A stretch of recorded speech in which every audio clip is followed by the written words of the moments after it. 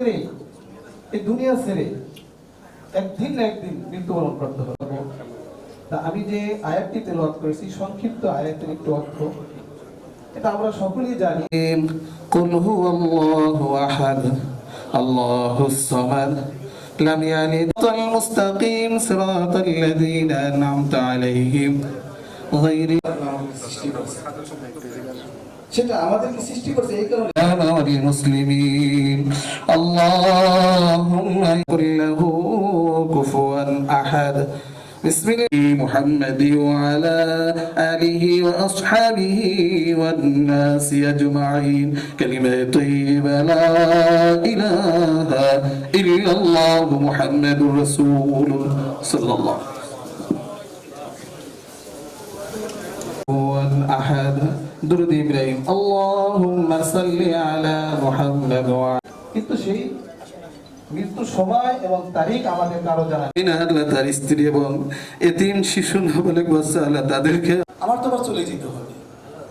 যখন আল্লাহ তাআলা আমাদেরকে দুনিয়া থেকে নিয়ে যাবেন, তখন আমাকে ইব্রাহিম আলা আলি ইব্রাহিম ইন্নাকা হামিদুম মাজিদ এর মধ্যে বরকত দান করে দিও, আমাদের আমলের মধ্যে বরকত দান করে দিও, আমাদের রব্বায়ানি সগীরা আল্লাহুম্মা আকফিনি আলি ইব্রাহিম ইন্নাকা হামিদুম মাজিদ।